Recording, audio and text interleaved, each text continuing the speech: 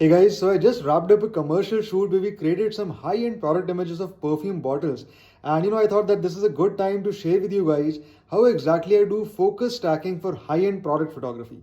So let's move back to the studio where I can show you how exactly I do it. Right, so the first option is where you can use a macro rail, something like this that I have here.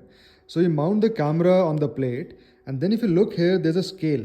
Okay, so by just rotating this knob here, you can move the camera forward. So if you look at the scale right here, you can move it millimeter by millimeter and keep taking shots to create the stack. Okay, this is one way to do it. Now the second option, which is faster and can give you more accurate results, is by using the inbuilt camera feature. So like here I'm using the Nikon Z9, and if you go to the menu, there's an option by the name focus shift shooting.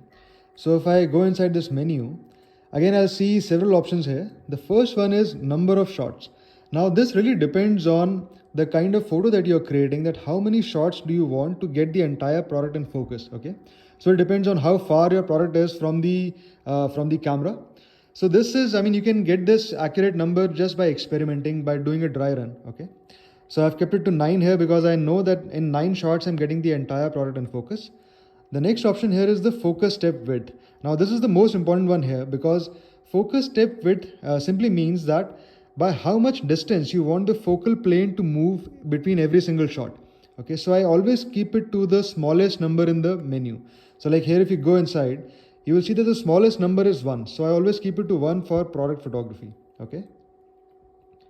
The next one is interval until next shot.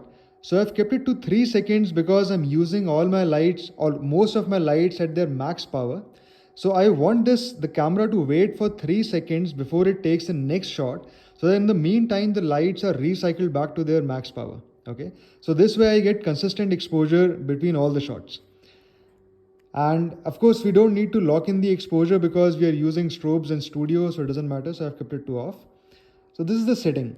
And now before I start this process of focus shift shooting, what I need to do is, simply set my focus to autofocus single servo mode. As you can see here, this is the AFS, and I've selected the pinpoint focus. So by keeping the camera on that focus mode, if you just look at the product, so I'll just zoom in, and using autofocus, I'll just focus on the closest point from the camera. Okay. And once I've set my focus there, I'll leave it there as it is, go back to the menu and start the focus shift shooting.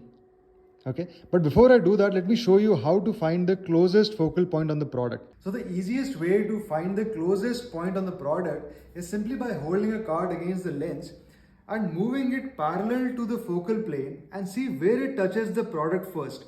Okay, wherever it touches the product first, that is the closest point from the camera. So you need to set your focus on that point and there onwards begin your focus shift shooting. Once the focal point is set, you can start the focus shift shooting. So let's go to the menu again and start the process. So the camera waits for 3 seconds, takes the first shot, again waits for 3 seconds, takes another shot.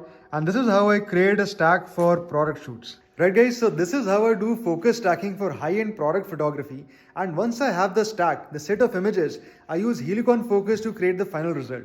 So let me know if you'd like to see more of such videos, and I'll see you guys in the next one. Cheers.